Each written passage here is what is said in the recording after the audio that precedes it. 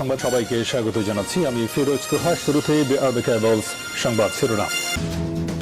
ভোটে সরকারের কৌশল কোনো কাজে আসেনি, বিএনপির পর্যবেক্ষণ। সংসদ নির্বাচনের মতো উপজেলার ভোট অংশগ্রহণমূলক ও ভোটার উপস্থিতি বাড়াতে সরকারের কৌশল কাজে আসেনি বলে মনে করছে বিএনপি।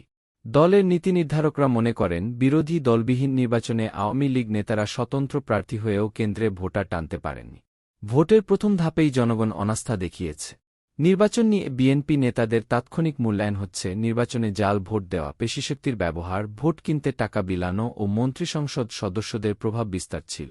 গত সংসদ নির্বাচনের মতো স্থানীয় পর্যায়ের এই নির্বাচনেও ভোটার উপস্থিতি ছিল একেবারেই কম। ফলে দিন শেষে ভোটের হার বাড়াতে সংসদ নির্বাচনের মতোই কারচুপি ও অপকৌশলের আশ্রয় নিয়েছে ক্ষমতাসীনরা। গত বুধবার রাতে বিএনপির স্থায়ী কমিটির বৈঠকে উপজেলা নির্বাচন নিয়ে বিস্তর আলোচনা হয়নি। তবে স্বাভাবিকভাবেই কয়েকজন সদস্য বিষয়টি আলোচনায় তুলেছে। স্থায়ী কমিটির সদস্যরা মনে করেন, এই ভোটে ৭ জানুয়ারির সংসদ নির্বাচনের ছায়া দেখা গেছে। স্বতন্ত্র প্রার্থী দেওয়ার কৌশল এবং ভোটের হার বাড়াতে নির্বাচন কমিশনের তোড়জোড় একই রকম ছিল। স্থায়ী কমিটির বৈঠক সূত্র জানায়, উপজেলা নির্বাচন নিয়ে পরের বৈঠকে বিস্তারিত আলোচনা হতে পারে। কমিটির নেতারা নির্বাচনের অনিয়ম ও জালিয়াতির চিত্র সংগ্রহ করার পরামর্শ দেয়। বৈঠক সূত্রে জানা গেছে, স্থায়ী কমিটির বৈঠকে ভারত থেকে বিভিন্ন দেশে রপ্তানি করা খাদ্যদ্রব্যে ক্যান্সারের বিষ পাওয়ার বিষয়টি নিয়ে আলোচনা হয়। জনস্বাস্থ্য সম্পৃক্ত এই গুরুত্বপূর্ণ বিষয়ে লিখিতভাবে একটি বিবৃতি দেওয়ার বিষয়ে বৈঠকে মতামত আসে। বৈঠকে বাংলাদেশ ব্যাংকে সাংবাদিক প্রবেশে নিষেধাজ্ঞার বিষয়টি নিয়েও আলোচনা হয়। সরকারকে নিয়ন্ত্রণ করছে প্রতিবেশী দেশ, গয়েশ্বর। বিভিন্ন দাবিতে রাজধানীতে সমাবেশ ও মিছিল করেছে বিএনপি। শুক্রবার বিকালে নয়াপল্টনে দলটির কেন্দ্রীয় কার্যালয়ের সামনে এ সমাবেশ করেন নেতাকর্মীরা। সমাবেশে বিএনপির স্থায়ী কমিটির সদস্য গয়েশ্বর চন্দ্র রায় বলেছেন, বর্তমান সরকারকে প্রতিবেশী দেশ ভারত নিয়ন্ত্রণ করছে। ভারতের সমর্থনে আওয়ামী লীগ ক্ষমতায় আছে। দেশে গণতান্ত্রিক পরিবেশ ফিরবে কিনা তা প্রতিবেশী দেশের উপর নির্ভর করছে। ওবায়দুল কাদেরের, আওয়ামী লীগের সাধারণ সম্পাদক, কথায় তা প্রমাণিত। বিএনপি চেয়ারপারসন খালেদা জিয়ার সুচিকিৎসা, নিঃশর্ত মুক্তি, ভারপ্রাপ্ত চেয়ারম্যান তারেক রহমানের মিথ্যা মামলা প্রত্যাহার এবং সব রাজবন্দীর নিঃশর্ত মুক্তির দাবিতে অনুষ্ঠিত সমাবেশে প্রধান অতিথির বক্তব্যে তিনি এ কথা বলেন। ঢাকা মহানগর দক্ষিণ বিএনপি এ সমাবেশ ও মিছিলের আয়োজন করে। গয়েশ্বর বলেন, প্রতিবেশী দেশের দালালি করে শেখ হাসিনা প্রধানমন্ত্রী ক্ষমতায় থাকতে পারবেন না। প্রধানমন্ত্রী জনগণের ভাষা বোঝেন না। তার জনসমর্থন শূন্যের কোটায়। অন্যায়ভাবে যারা বেশিদিন ক্ষমতায় থাকে তাদের পরিণতি ভালো হয় না। ক্ষমা চাওয়ার সময়ও পাবে না। নেতাকর্মীদের উদ্দেশ্য করে তিনি বলেন, বাংলাদেশের স্বাধীনতা, সার্বভৌমত্ব ফেলানির মতো কাঁটাতারে ঝুলছে। এই কাঁটাতার ভাঙতে হবে। দেশ ও স্বাধীনতা নিয়ে ষড়যন্ত্র চলছে। স্বাধীনতা রক্ষার জন্য ৭১ সালের মতো লড়াই করতে হবে। বিএনপি চলছে রিমোট কন্ট্রোলের মাধ্যমে। ওবায়দুল কাদেরের এমন বক্তব্যের জবাবে গয়েশ্বর চন্দ্র রায় বলেন, বিএনপির রিমোট খালেদা জিয়া নয়তো তারেক রহমানের হাতে। আপনাদের আওয়ামী লীগের রিমোট কন্ট্রোল কি মোদির, ভারতের প্রধানমন্ত্রীর কাছে? আপনি ওবায়দুল কাদের নিজেই বলেছেন, ভারত না থাকলে আপনারা ৭ জানুয়ারির নির্বাচন করতে পারতেন না। ভারতই আপনাদের ক্ষমতায় বসিয়েছে। বিএনপির স্থায়ী কমিটির এই নেতা বলেন, সরকার বিএনপি ও তারেক রহমানের নাম শুনলেই ভয় পায়। তাই দুদিন পরপর তারেক রহমানকে কারাদণ্ড দেওয়া হয়। বিএনপির কর্মীরা ক্লান্ত কিন্তু হতাশ নয়, বুকটান করে দাঁড়িয়ে আছে। আজকে মামলা চালাতে গিয়ে কর্মীরা সংসার চালাতে পারেন না, নিজের চিকিৎসা চালাতে পারেন না। তারপরও স্বাধীনতা রক্ষার জন্য বুক ফুলিয়ে দাঁড়িয়ে আছে। যত জুলুমই আসুক তা মোকাবিলা করে দাঁড়ানোর শক্তি তাদের আছে। গয়েশ্বর বলেন, অনেকে বলেন উনার প্রধানমন্ত্রী পায়ে মাটি নেই। থাকবে কি করে? জনগণ বা মাটির সঙ্গে তো তার কোনো সম্পর্ক নেই। জনগণের তো উনার দরকার নেই। উপজেলা নির্বাচনে গোপালগঞ্জে শেখ সেলিমের প্রার্থী এগিয়ে থাকলেও পরে রেহানার প্রার্থীকে জয়ী করা হয়। ভোট কেন্দ্রে ভোটার না থাকলেও কেন্দ্রের ভিতরে ঠিকই চলেছে ভোট ডাকাতি। বুধবার প্রথম ধাপের উপজেলা নির্বাচনে ভোটার উপস্থিতি ৭ জানুয়ারির জাতীয় নির্বাচন থেকেও কম। ওরা সরকার বলে ভোট ফেয়ার সুষ্ঠু হয়েছে। তবে যে যতটুকু পেয়েছে সিল মেরেছে। বিএনপির সিনিয়র যুগ্ম মহাসচিব বলেন, নির্বাচন নিয়ে চলছে তামাশা। চারদিকে চলছে লুটপাটের সংস্কৃতি। এই দুঃশাসন জনগণ বেশি দিন মানবে না। বৃহস্পতিবার প্রধানমন্ত্রী বলেছেন, তিনি দেশের জনগণকে সচ্ছল করছে। আসলে তিনি জনগণকে নয়, তার ঘনিষ্ঠ আত্মীয়স্বজন ও ভারতীয় ব্যবসায়ীদের সচ্ছল করছে। প্রধানমন্ত্রীর ঘনিষ্ঠ আত্মীয়স্বজন এখন বৈশ্বিক ধনীদের তালিকায় রয়েছেন। রিজভি বলেন, ডামি সরকার বাংলাদেশের প্রকৃত ব্যবসায়ীদের সুবিধা দিচ্ছে না, ভারতের ব্যবসায়ীদের সুবিধা দিচ্ছে। এক আদানি গ্রুপকে বিদ্যুৎ খাতে বছরে ১০,০০০ কোটি টাকা ব্যবসা করার সুযোগ করে দিয়েছে। প্রধানমন্ত্রীর ঘনিষ্ঠ লোকজনকে লুটপাটের সুযোগ করে দিয়েছে। তারা আগে ছিল সিঙ্গাপুরের শীর্ষ ধনী, এখন তারা বৈশ্বিক ধনীদের তালিকায় রয়েছে। তিনি ৭ জানুয়ারির ডামি নির্বাচনের পর ডামি উপজেলা ভোট বর্জন করায় দেশবাসীকে ধন্যবাদ জানা। নয়াপল্টনে বিএনপির সমাবেশ কাল। বিএনপির সমাবেশ আগামীকাল শুক্রবার। রাজধানীর নয়াপল্টনে দলীয় কার্যালয়ের সামনে এই সমাবেশ করবে ঢাকা মহানগর দক্ষিণ বিএনপি।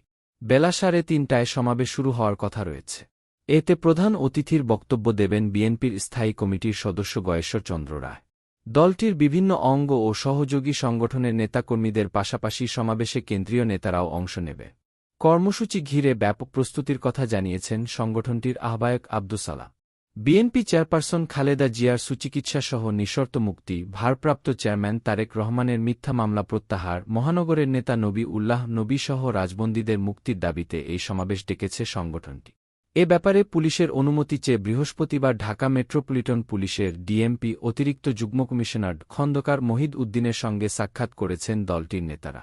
আহ্বায়ক আব্দুস সালাম বলেন, সমাবেশ নিয়ে ডিএমপি কমিশনারের সঙ্গে বৈঠক হয়েছে। পুলিশের মনোভাব ইতিবাচক। এর আগে ২৬ এপ্রিল নয়াপল্টনে সমাবেশ করতে চেয়েছিল ঢাকা মহানগর দক্ষিণ বিএনপি। তীব্র তাপদাহের কারণে তখন সমাবেশ স্থগিত করা হয়। সরকারের বিরোধিতা করা বিএনপি নেতার খাসল নানো। সরকারের বিরোধিতা করা বিএনপি নেতাদের খাসলতে পরিণত হয়েছে বলে মন্তব্য করেছেন আওয়ামী লীগের সভাপতিমণ্ডলীর সদস্য এবং বস্ত্র ও পাটমন্ত্রী জাহাঙ্গীর কবির নান। তিনি বলেছেন, বিএনপির নেতারা সরকারের বিরোধিতা করার জন্য বিরোধিতা করছে। আসলে এটা তাদের খাসলতে পরিণত হয়েছে। আজ বৃহস্পতিবার বিকেলে রাজধানীর মোহাম্মদপুর টাউন হলে অবস্থিত ওয়াজেদ মিয়া স্মৃতি পাঠাগার মিলনায়তনে বিশিষ্ট পরমাণু বিজ্ঞানী এম.এ. ওয়াজেদ মিয়ার ১৫তম মৃত্যুবার্ষিকী উপলক্ষে আয়োজিত স্মরণসভা এবং মিলাদ ও দোয়া মাহফিলে প্রধান অতিথির বক্তৃতায় তিনি এসব কথা বলে। জাহাঙ্গীর কবির নানক বলেন, আজকে যারা বড় বড় কথা বলে, ঘুম থেকে উঠেই যারা আওয়ামী লীগের বিরুদ্ধে বক্তব্য দেয়, যারা শেখ হাসিনার বিরুদ্ধে বক্তব্য দেয়, তাদের কাছে আমার প্রশ্ন, প্রধানমন্ত্রী শেখ হাসিনার শাসনকালের চেয়ে কোন শাসনকাল ভালো ছিল? আজকে বাংলাদেশ শেখ হাসিনার নেতৃত্বে হুহু করে এগিয়ে চলছে, এটা বিএনপির নেতারা মেনে নিতে পারছে না। এই খাসলত বিএনপি যতক্ষণ না বেরিয়ে আসতে পারবে, আর লন্ডনের ওই দণ্ডপ্রাপ্ত আসামি তারেক রহমানের কাছ থেকে যতদিন না বেরিয়ে আসতে পারবে, ততদিন তারা রাজনৈতিকভাবে ভুল সিদ্ধান্ত নিতেই থাকবে। এর ফলে বিএনপি অতল গহ্বরে তলিয়ে যেতে বাধ্য হবে। এম.এ. ওয়াজেদ মিয়ার স্মৃতিচারণ করে মন্ত্রী বলেন, তিনি স্বাধীন বাংলাদেশের স্থপতি বঙ্গবন্ধুর জ্যেষ্ঠ কন্যা প্রধানমন্ত্রী শেখ হাসিনার স্বামী। যদিও বৈবাহিক সম্পর্ক ছাড়াই বাঙালি জাতির এক গর্বিত ও আলোকিত মানুষের নাম এম.এ. ওয়াজেদ মিয়া। এক বর্ণাঢ্য কর্মময় জীবনের অধিকারী ছিলেন এই পরমাণু বিজ্ঞানী। ক্ষমতার শীর্ষ পর্যায়ে থেকেও তার নির্মোহ জীবনযাপন তাকে জাতির কাছে চির অমর করেছে। বঙ্গবন্ধুর জামাতা এবং প্রধানমন্ত্রীর স্বামী হওয়া সত্ত্বেও কোনো আমলেই ওয়াজেদ মিয়াকে কখনো ক্ষমতার কাছাকাছি দেখা যায়নি। বিএনপি সুযোগ পেলেই ফনা তোলে, ওবায়দুল কাদের। আন্দোলন ও নির্বাচন ঠোকাতে ব্যর্থতার পর বিএনপি আবারও আন্দোলনের নামে দেশে বিশৃঙ্খলা ও সন্ত্রাস সৃষ্টির পায়তারা করছে বলে মন্তব্য করেছেন আওয়ামী লীগের সাধারণ সম্পাদক ওবায়দুল কাদের। এ নিয়ে সবাইকে সতর্ক থাকার আহ্বান জানিয়েছেন তিনি। ওবায়দুল কাদের বলেন, যারা বেগম খালেদা জিয়ার চিকিৎসা নিয়ে রাজনীতি করতে পারে, তারা দেশের বিরুদ্ধে অনেক কিছুই করতে পারে। শুক্রবার রাজধানীর বঙ্গবন্ধু এভিনিউয়ে আওয়ামী লীগের কেন্দ্রীয় কার্যালয়ে অনুষ্ঠিত যৌথসভায় সূচনা বক্তব্যে ওবায়দুল কাদের বলেন, বিএনপির সমাবেশ মানেই অগ্নিসন্ত্রাস, বিশৃঙ্খলা ও রক্তপাত। কাজেই বিএনপির কাছে গোটা রাজধানীকে যদি তাদের উপর ছেড়ে দিই, তাহলে জনগণের জানমাল সুরক্ষায় সমস্যা হয়। সেজন্য আমাদের মাঠে থাকতে হয়। কোনো পাল্টাপাল্টি নয়, জনগণের সুরক্ষার জন্যই আওয়ামী লীগকে মাঠে থাকতে হয়। সমাবেশ থেকে সন্ত্রাস, নৈরাজ্যটাই বিএনপির রাজনীতি। তাই আমাদের সজাগ থাকতে হবে। বিএনপি সুযোগ পেলেই ফনা তুলে রাষ্ট্র ও জানমালের ক্ষতি করবে। ওবায়দুল কাদের বলেন, কারা পালায় আবারও তা প্রমাণিত হয়েছে। বিএনপি পালায়, তাদের নেতা রাজনীতি করবে না এমন মুচলেকা দিয়ে লন্ডনে পালিয়ে গেছে, দেশে ফেরার সাহস নেই। বিএনপি চলে রিমোট কন্ট্রোলে। এই রিমোট কন্ট্রোলে আন্দোলন সফল হয় না। বক্তব্যে উপজেলা নির্বাচনের প্রথম ধাপ শান্তিপূর্ণভাবে সম্পন্ন হয়েছে বলে দাবি করেছেন ওবায়দুল কাদের। তিনি বলেন, কোন ধরনের সংঘাত হয়নি, এর কৃতিত্ব সরকার ও নির্বাচন কমিশনকে দিতে হবে। তবে ভোটার উপস্থিতি কম ছিল স্বীকার করে ওবায়দুল কাদের বলেন, এবারে যে ভোট পড়ছে খুবও ভালো ভোট পড়েছে বলব না, মোটামুটি পড়েছে। এই নির্বাচনে বিএনপির ভোট বর্জনকে প্রত্যাখ্যান করে দলটির অনেকে নির্বাচনে অংশ নিয়েছে। দলটির কারো কথা কেউ শোনে না। ভুল আর ব্যর্থতার চোরাবালিতে আটকে থাকা বিএনপি কোনো কিছু আদায় করতে পারবে না। ওবায়দুল কাদের জানান, বিএনপি নেতা গয়েশ্বর বলে দেশের জনগণকে নয়, পার্শ্ববর্তী দেশকে খুশি করে টিকে আছে আওয়ামী লীগ। ভারত আমাদের প্রতিবেশী পরীক্ষিত বন্ধু। নির্বাচনের সময় তারা কোনো হস্তক্ষেপ করেনি। ভারতকে খুশি করে নয়, জনগণের শক্তিতেই টিকে আছি, ভারতের দয়ায় নয়। ৭৫-এর পর কত বছর ক্ষমতায় ছিলাম না, তখন কি ভারত আমাদের ক্ষমতায় বসিয়েছিল? আগামী ১৭ই মে বঙ্গবন্ধু কন্যা আওয়ামী লীগ সভাপতি শেখ হাসিনার ঐতিহাসিক স্বদেশ প্রত্যাবর্তন দিবস। দিবসটিকে ঘিরে সারা দেশে কর্মসূচি পালন করবে আওয়ামী লীগ এবং তার সহযোগী এবং ভ্রাতৃপ্রতিম সংগঠনগুলো। বক্তব্যে আওয়ামী লীগ সাধারণ সম্পাদক বলেন, শেখ হাসিনা ফিরে না এলে দেশে গণতন্ত্র থাকত না, যুদ্ধাপরাধী ও বঙ্গবন্ধু হত্যার বিচার হতো না, পদ্মা সেতু, মেট্রো রেল, রূপপুর পারমাণবিক বিদ্যুৎ কেন্দ্র, মহাকাশে বঙ্গবন্ধু স্যাটেলাইট হতো না।